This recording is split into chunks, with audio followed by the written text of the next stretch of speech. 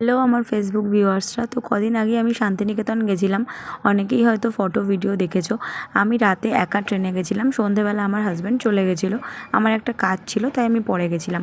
তো ঝপ করে আমি তাড়াতাড়ি শান্তিনিকেতন স্টেশনে নেমে পড়লাম। এই যে গাড়ি নিয়ে একটা দাদা আর আমার হাজব্যান্ড ওয়েট করছিল।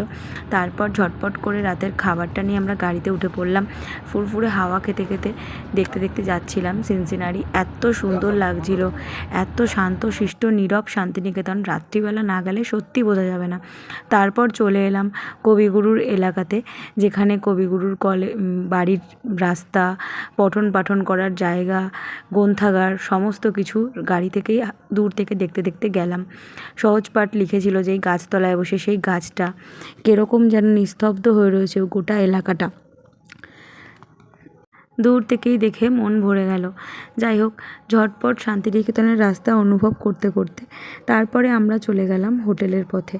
হোটেলের থেকে কিছুটা দূরে গিয়ে আমার মনটা যেন একদম ব্যাকুল হয়ে গেল। কালকে কতক্ষণে আমি ঘুরতে বেরোবো শান্তিনিকেতনে। তো শান্তিনিকেতন এই নিয়ে আমি থার্ড টাইম এলাম। এর আগে দুবার এসছি। গোটার জায়গাটাই আমি ঘুরে দেখেছি। এই যে আমরা এলাম এই মোড়টাতে, যেখান থেকে ডান দিকে চলে গেছে প্রান্তিক স্টেশন আর বাঁ দিকটা চলে গেছে সোনাঝুরি হাটের এখানে। এখান থেকে একদম 2 মিনিটের মতন একটা রাস্তার ভেতরে আমাদের হোটেল ছিল। ওখানে দাদা দিদি আমরা সবাই একসাথে ছিলাম। টোটাল 5 জন আমরা ছিলাম। তো হোটেলের সামনে গিয়ে এখানে আমি পলাশ ফুল গাছ ফার্স্ট দেখতে পেলাম, যেটা দেখে আমার খুব ভালো লেগেছিল। কি সুন্দর। আর এই যে গাড়ি থেকে নামতে না নামতেই এখানে একদল আমার জন্য অপেক্ষা করছে। জানি না ওরা বুঝতে পেরে যায় কি না, সব জায়গায় আমার জন্য 5-6 জন অন্তত রেডি থাকবেই থাকবে। তো রাত্রিবেলা তো আমার কাছে বিস্কুট ছিল না, আমি পরের দিন ওদের জন্য বিস্কুট এনেছিলাম। রুমে গিয়েই ব্যালকনিটা আমার খুব ভালো লেগে গেছিলো। প্রকৃতি আমার অলমোস্ট ভালো লাগে। ফুল গাছ, তারপরে আম গাছ, বুগুনভেলিয়া গাছ সব সামনে ছিল। ঝটপট করে সকালবেলা ঘুম থেকে উঠে পড়লাম। তারপরে আমি রেডি হয়ে গেলাম।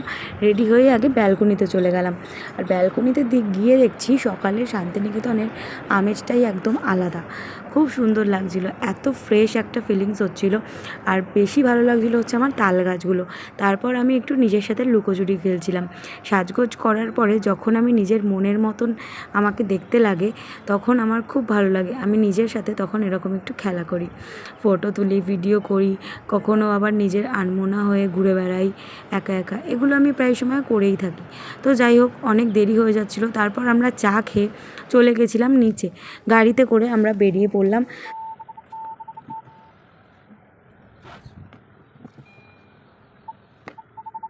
গ্রামের রাস্তা থেকে তাড়াতাড়ি করে আমরা চলেছি প্রথমে কঙ্কালীতলা মন্দিরে। এইটা আমি প্রথমবার কঙ্কালীতলা মন্দিরে যাচ্ছি, আগে কখনো যাইনি। আমার অনেক দিনের ইচ্ছা ছিল। তো যাই হোক, শান্তিনিকেতনের ওখানে গ্রামগুলো কিন্তু খুব সুন্দর দেখতে, যেখানে অনেক সিনেমা আর সিরিয়ালের শুটিং হয়েছে। তারপরে এই গ্রামের রাস্তা দিয়ে যেতে যেতে বেশিক্ষণ না, 10-12 মিনিটের মধ্যে আমরা পৌঁছে গেলাম কঙ্কালীতলা মন্দিরে। আর এইখানে গিয়ে এখানে এই যে একজন আছে ওস্তাদি করে গাড়ি নিয়ে, সে ওস্তাদি করে গাড়িটাকে পার্কিং করছে আর বলছে ছবি তুলতে। তো আমি পাত্তা না দিয়ে চলে গেলাম কঙ্কালী মায়ের মন্দিরের ওখানে। দেখলাম মন্দিরের বাউন্ডারিটা খুবই সুন্দর।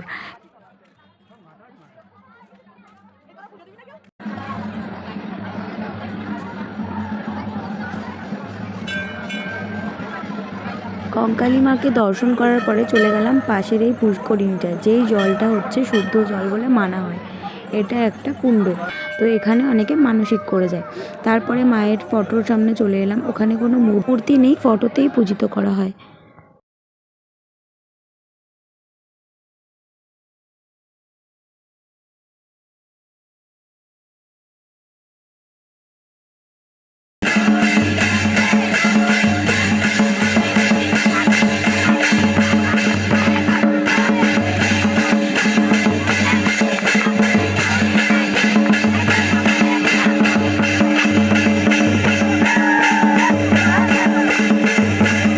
এখানে মজা করতে করতে, ফান করতে করতে একটু নাচ করে নিলাম।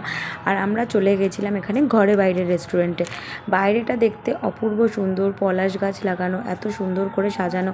ঢুকেই ভেতরে কবিগুরুর ছবি দিয়ে সাজানো। একটা ডান দিকে একটা এক্সিবিশনের মতন রুম করা রয়েছে। কিন্তু সত্যি কথা বলতে বাইরেটা দেখতে যতটাও সুন্দর, এখানকার খাবার অতটাও ভালো খেতে নয়। কিছু করার নেই, আমি বলতে বাধ্য হলাম। কোনো খাবারেই একদম টেস্ট ছিল না, আর লোকজনও তেমন একটা ছিল না। তো আমরা হঠাৎ করে প্রথমে চলে গেছিলাম, তাই কিছু করার ছিল না, বাধ্য হয়ে খেতে হয়েছে। ডাল থেকে শুরু করে মাছ মাংস যা যা খেয়েছি কিছুতেই কিছু স্বাদ আমরা পাইনি।